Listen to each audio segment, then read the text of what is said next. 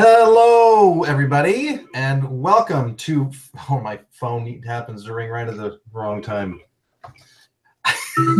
Hello, everybody, welcome to Faces of NextGen Live.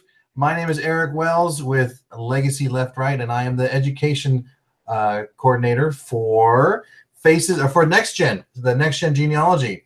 Here at Faces of NextGen Live, this is the show where we get to interview genealogists from all over the United States, all over the world, and get to know them a little bit more, kind of get to know where they came from and what they like about genealogy. But you're going to find all of that out because today I am super excited to be able to talk to the skeleton whisperer herself, Sara Cochran. Sara, how are you doing? I am doing great, Eric. Thank you so much for having me on the program. Yeah, well, thanks for being willing to come on. Yeah. I met you at the Jamboree for the first time just this year in June. Yeah, a couple months ago. Yeah, and I'm like, hey, she's bubbly, she's smart. Let's get her on the show. Oh, thank you. I had you. We've got a lot of people in the chat here, and they're all saying hello to you. Like, hello, everyone. I was well caffeinated at Jamboree. All right, so one of the first questions I ask, because this is a next gen show, what is your age range? Kind of where would you land, either specifically or maybe a decade's worth? I am an 80s baby. Okay. So 1980, 37. I'm looking down the road and going, oh, so that's what 40 is going to look like. Okay. Not quite as scary today as it was 10 years ago. So you remember like vinyl records? Oh, yeah. My dad still has an 8-track player. Does he really? Yep. I picked up an 8-track player, I think in like 99 or 2000 or something, and with it came Supertramp 8-track, which was awesome, Breakfast in America, and it also had the Young Frankenstein soundtrack on it. And I had this 8-track cartridge, this Young Frankenstein soundtrack. It was so fun. It was, but the thing weighed like 20 pounds. It was huge and heavy. Yeah. Yeah, that's crazy. So when you are deep into genealogy, when did you first get interested in it? 1994. I was a freshman, not quite a freshman in high school. I was right in that summer break, and went to the family reunion. My grandmother snared me and started showing me the photo albums, and I went, oh, I want to know more about these people. And so it was the photos that kind of got you? The photos. Yeah. Definitely. And plus she knew the names of everyone in the picture. She knew their stories. She could tell me exactly how they were related to us. And it was just amazing. It was really amazing. And this was in 94, you said? So you were like, you just started in high school. Yeah, it was the summer break between middle school and high school. So. And were there like names, or were they just photographs and she just told you who they were? It was mostly she just told me. Now, since then, I have cornered her. It was my turn, and sat her down with stacks of pictures and a tape recorder and said, okay, Grandma, you got to help me identify these photos and tell me about these photos. So I came up with a sneaky way of I gave each photo a code number so she could say, well, this is our number 22, and this is a picture of my parents' wedding. And that's, this person and this person on this date. And it's worked out really nicely. She's in her late 90s, so that's a really good idea to kind of code each one of the photographs and then record it audio-wise. Yeah. I know that we have, like, my grandma has like thousands and thousands of photographs, and kind of getting those all organized and understanding who was in them was a really big challenge. And I started when I didn't really know much about how to do this properly, and so it's really it's a daunting challenge, but it's really worth it. Yeah. Oh yeah. Now, so I would imagine, and correct me if I'm wrong, but you have researched your family pretty darn well.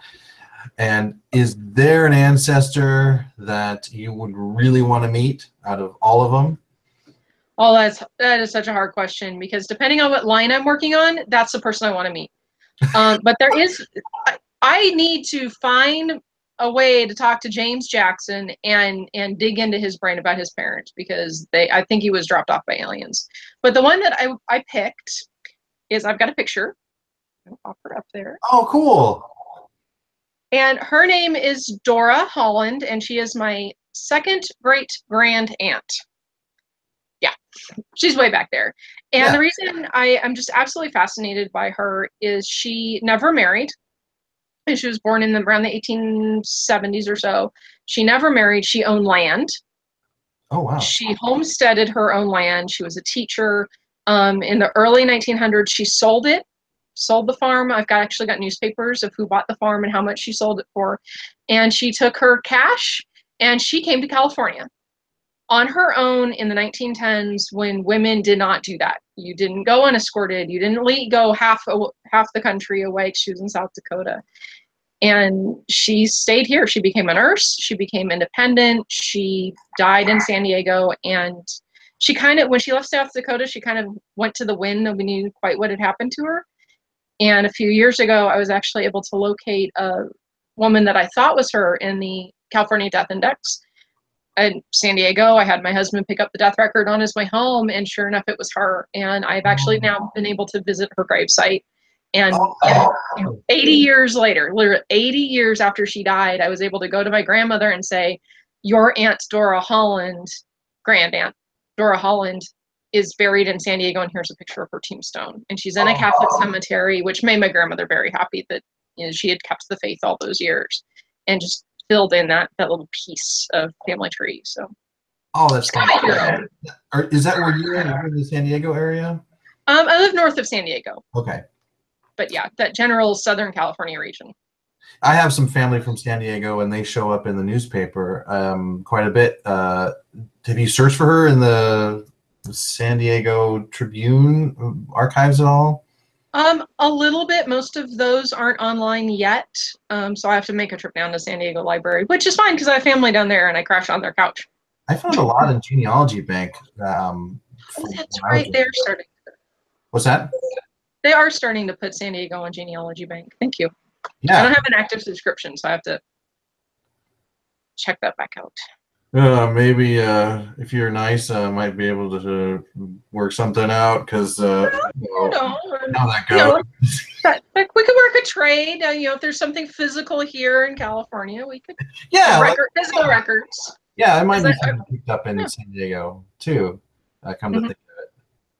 Yeah, that's kind of what I like about genealogy, is how collaborative and how helpful. I've said this time and time again, but I just like how we can all help each other out. It's one of the things I didn't expect. And coming from the construction industry, it was all about competition. So I was like bracing myself for just having to fight my way, just to kind of get business or anything. But it's been so wonderful. Just a lot of collaborative people and willing to help and just share too. Yeah, it's a community. It really is a community without regard to race or religion or background or age. And I love it. Yeah. So with all your research, what is your most surprising discovery? Oh boy, I got a few. But one I had, and it was a discovery that kind of came about. I was looking at census records, and this is my grandmother's grandmother. So my second great grandmother actually had a child before the official oldest child, who was Wilfred Holland. Her firstborn died. Mm-hmm. And this was, again, that 1880s, and it wasn't discussed. Losing children was so commonplace, it just really wasn't discussed all that much. And so when I realized on the census that we had an extra child, and then I was able to find that child in the birth records from that state, I went to my grandmother and I said, did you know anything about this? Because my grandmother's the genealogist, and if anybody was going to know, she did. Right. And she said, I remember that my mom said to me once that there was another child in that family. And my only assumption is that my great-grandmother, who was Margaret, was told that information after losing her own son at 3 days old. Oh, wow. Yeah, my grandmother's actually one of 4, and one of them died at 3 days old. But this would have been my grandmother's uncle that died as a baby that nobody knew about because it just wasn't talked about. It was so commonplace. And I talked a little bit with Aaron Taylor about that, looking for some of the dead children who died young and didn't pass on, didn't give birth to any other children, so they do not really show up into trees per se. And also about that would include even individuals who had mental illnesses and were just put away and set aside. And so it's one of the I totally agree with you. Like it's one of the things that I love finding out is kind of bringing those people's names who kind of disappeared and didn't really have a chance to make it into the record very often. I really like giving those people names and unearthing their existence. Their stories, yeah. Oh, I agree. And I think some of my favorite people to research in my family are the spinsters and the bachelors. And, Dora never married. She never had children. And her story was lost because there was nobody to care. And until, 100 years later, somebody came along and says, no, she's just as valuable and just as important to my family's story as anyone else. And just because she didn't have children doesn't make her less valuable. If anything, in Dora's case, that she really bucked the societal standard at that time really gives me a lot of inspiration. So I love finding and completing the stories of the people who don't have direct descendants. Yeah. And in some sense, I even feel a little bit like a hero. Like, the Egyptians believe, I love this philosophy. The Egyptians believe that as long as you were remembered, you were immortal. And we bring that back to these people, the little babies who died in between census years and everybody's forgotten, or the ones who got institutionalized, or the ones who just struck out on their own and there wasn't the communication and it's kind of disappeared, and we bring them back. Yeah, that's a part of one of my favorite quotes is like Bansky said that you die. They say you die twice. Once when you draw your last breath, and the second time when the last person says your name, or someone says your name for the last time. And that just really was powerful to me. Oh, I got goosebumps. So that's great. That's great. Melanie says let's document everyone. It's kind of cool. She totally agrees with us. I like her. I like Melanie. Do you have any favorite books you'd want to share with us? Stuff you like, genealogy related or otherwise? Okay, so I have my favorite genealogy book is The Dollarhide U.S. Guide to Federal Censuses. This is right on my left hand. It's the first book I reach for whenever I'm researching anyone. Okay, where was that exactly? I love it because it shows from 1790 to 1920. What's it called? I'm going to type this in the chat here. Map Guide to U.S. Fed. Wow. Okay. And one of the things that's awesome about this book, I got to pick a really good example state. So this is Minnesota in 1857. And you can kind of see all that white and all that black. Yeah. Is what the lines are, what the county lines are now, or at least at the time of the publication, and what they were at that date and time. So it's a really great way to see, those people who move, all those farmers who are constantly moving around, yet they're not really moving around. The county lines are shifting. So right. I love this book. It's a phenomenal reference. And I think it's like $40 in paperback, but I got my used copy for like $20 on eBay. So I really recommend that one. I think that after this broadcast, there might be a shortage of those books because I know I'm going to get them. Dollarhide, give me a little bit back. KLB says that it's Kristen. She's saying hi. Hi. And then they've got kind of a middle book. The Nora Roberts series In the Garden, it's a trilogy. And it's, you know, it's an Order of Roberts book, but it's also a mystery, and it's a genealogical mystery. And I don't want to spoil it, but it's this old Southern house, and there's a ghost. And the women who live in the house decide that they're going to figure out what this ghost is all about, if she's really real, why she's haunting that house, who she really is. And so they hire a genealogist to discover her story, and it's a really fascinating conclusion to the story. So and they're easy. I constantly have an audiobook. I'll throw it in the CD player every so often. It's a great book series. What's interesting is that I have a friend, Lori Paleo, who has written 3 books on genealogy mysteries. And when I started getting into genealogy, just like less than a decade ago, at the same time she was starting to publish those, and it was really cool how she kind of went back and forth from present day to when the story was actually happening, and I kind of got hooked. I got hooked, and the End of the Garden does that too. The beginning of each book tells a part of the ghost story from the time period when the ghost was actually a person. So that's cool. Yeah. And where do you typically like to do all of your research? And normally my little office here, you can come see part of it, my computer. But I really, whenever I get the chance, I enjoy researching at the Wyoming State Archive. They have a wonderful collection. They've got phenomenally helpful archivists. It's just a really enjoyable. It's quiet. It's easy to use. They've got lots of finding aids. So I don't get out there very often, but I do enjoy it. And that's like right around the corner from you. Oh yeah, a hop and a jump and 3 airplane. No, one airplane. I have family still in Wyoming, so it's a great excuse. You know, visit family, swing by the archive. Yeah. We got Elise on here, and she's saying hello to us too. Hello. So, do you have any specific areas of interest in genealogy? I do a lot of Irish research. My grandmother is 93% Irish, and I've got some more on my dad's side of the family. We haven't quite found it yet. But I also, pretty much anywhere in the United States, I've done at least a little bit of research. And those black sheep, I love the stories of the black sheep because they make life interesting.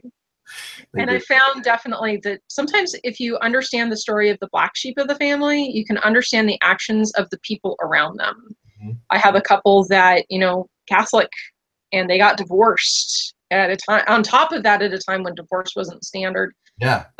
Or, you know, societally wasn't accepted. And it turned out that they got divorced because he was abusive. And she had a really good, I mean, she had a lot of really good reasons. And she actually tried to save the marriage. We actually found she filed, she rescinded it. You know, they were clearly trying to fix things, and it just, in the end, didn't work. So knowing his side of the story helps us understand the actions that she took. So I love some black sheep. They're a lot of fun. Do you have any other areas of interest you want to know a little bit more about? Like are you working on some specific? Yeah. My library experience background is learn a little bit of everything. So that was a really tough question for me to think about and answer, but definitely more on DNA. I know some DNA, kind of the basics. I definitely want to get more familiar with triangulation, and especially working with matches that don't have trees. My mother-in-law did the test, and out of the 40 first results, I think about 10 of them actually have public trees. So, and some of them are very close matches. So just working with those, definitely something I want to learn more. Now, do you take clients? Like, are people able to hire you? Absolutely. Yeah. I love clients. So because I live in Southern California, I live 10 minutes from the National Archives at Riverside. I have access to all kinds of other collections here in Southern California, newspapers, yearbooks, lots of yearbooks at all the libraries. I do record retrieval, but I also do full research. You know, I can help you find your Iowa ancestor or your New York, well, maybe not New York. New York's a tough cookie. But I have New York ancestors, and I just look at them and go, I think I'll work on Arkansas today. Now, you're the skeleton whisperer. How did you get that name? Why did you choose that name? I mean, it sounds like the dog whisperer and the horse whisperer And You know, there's a I even little bit listened of to a podcast called The Wood Whisperer at one point. How'd you get the skeleton whisperer? It's a little bit of the fact that I do enjoy the black sheep of the family, and I want to find the hidden story, those underneath the stories, and find all those lost people who really are nothing but skeletons. Their story hasn't been fleshed out because they fell off the tree. But it's also a little bit of a riff off of the George Bernard Shaw quote about if you have to, if you're going to take the skeletons out of the closet, teach them how to dance. And on my website, I actually have a little note in the client and the, what types of work I'll do. Note that says, I will not shove the skeletons back in the closet. So you better be ready for them to come out of the closet. Yeah, I mean, so basically, you're whispering and you're coaxing him to come out. I'm coaxing out that story. I'm coaxing those ancestors back to, well, not zombiehood, but life. I like that. Yeah, that's a lot of the lines of my own motto when I do my work. It's like warts and all is kind of mine. Yeah. Nice. The good comes with the bad. There's no getting around it. Yeah. Now, when you first started doing your genealogy work, what did you wish you knew? Like, if you could go back in time to your freshman self or your high school self and tell her one thing, like, hey, you need to really do this, and your work will be so much better. What would that thing be? I go back and forth. Usually I tell myself, oh, I'd cite my sources, but I know the 14-year-old me. If I had to work with evidence explain, I would be done. I would not be sitting here because no. So I would remind myself that do not trust online trees automatically. I really led myself down some wrong paths with that, and I'm still trying to untangle them now. Just everything with a grain of salt. Really look at those original records. Don't just trust the index and look. There's so much more on the record than there is on the index. So look at the sources, look at the actual document, and do not blindly trust those online trees. Some of them are fabulous, some of them aren't. Yeah. I wish I'd known that one. Yeah, I did the same thing as well, and had to cut out whole lines of oh yeah, I'm a tree trimmer. But that's kind of what I like about getting more and more into it, transferring from becoming shifting from becoming like a novice to closer to the professional is like you have to be sure that what you're saying is right. You have to be able to back it up and not just say, oh, it's just from because someone else put it up here. Mm-hmm. So I know that you attend conventions, which we met at the Jamboree earlier this year. Where are you going to be next? I am. It's not really a convention, but I am attending SLIG in 2018. Yeah. The advanced class with Tom Jones. I'll be going to that. And then after that, I'm going to Gallifrey 1 in LA, which is the big Doctor Who convention. I am a total, complete geek. I would love to get my hands on a TARDIS. I'd go after the Irish records in 1922. The 1890 census. Yes, please do that. And the Nara. I would pull all those records out of the Nara building before the fire in 1973. So, and then if there's time, I'll go rescue all the lost Doctor Who episodes. But so you're I only get 3 trips. Yeah, they like a few years ago, they recently found, I think, 3 or 4 missing episodes that were like from Zambia or something.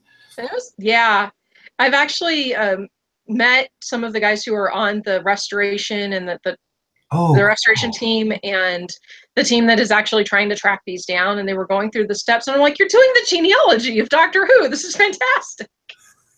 So would you want to be Doctor Who, or would you want to be a companion?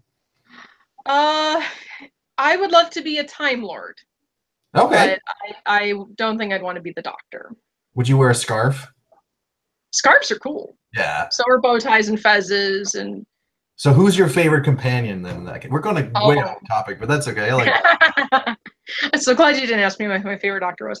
My favorite companion is Vicky from the classic series. Okay. She's way back. She's a Hartnell era companion. I really love her. Although Jamie is coming up really close behind. I really love Jamie. In the new series, Donna. I love the interaction of the Dr. Donna and just their buddies. They're just good friends going around time and space having adventures, and I love that dynamic. I really do. I don't like all the hanky-panky on the TARDIS. Yeah, it's kind of I'm getting tired of that trope, that romance trope, and just like, come on, show some examples where guys and girls can just be friends and awesome friends.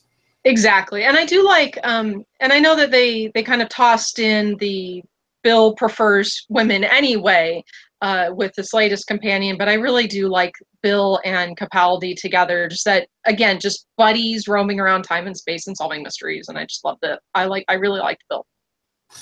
Got it. All right. Well, I need to pull us back onto the reason. That's okay. Anyways, we're about done here, but where can people find you on the web? I know we've got some links, but where can people find you on the web?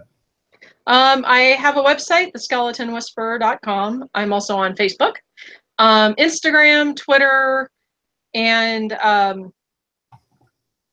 Pinterest. I am actually on Pinterest now. And I'm trying to create a research toolbox. So I've got a board for every single US state. My friends all think I'm insane. I probably am. But also general things, a few, international resources, photos, all kinds of stuff. It's kind of make it a one-stop shop of, I'm working on this and I'm kind of stuck. Where could I go? It's still small. I'm growing it, but I'm definitely putting some time into Pinterest as well. So we've got those links in the YouTube video description. They're also on Facebook in the events. But Sarah, I really enjoyed this conversation. Do you got anything else you want to say before we take off? Well, I was recently highlighted as a blog interview on the Hipster Historian. Mm-hmm. And I actually put a link on that on my Facebook page, and she gave me a little sound bite.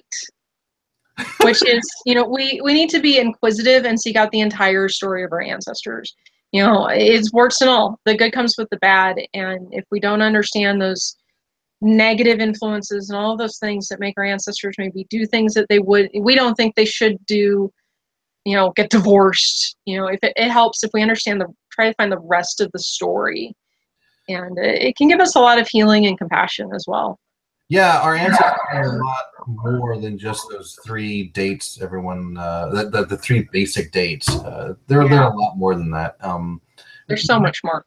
When I start finding my ancestors in newspapers or court documents, they become alive. They begin to come alive, and they're more flesh and bone than just pieces of paper.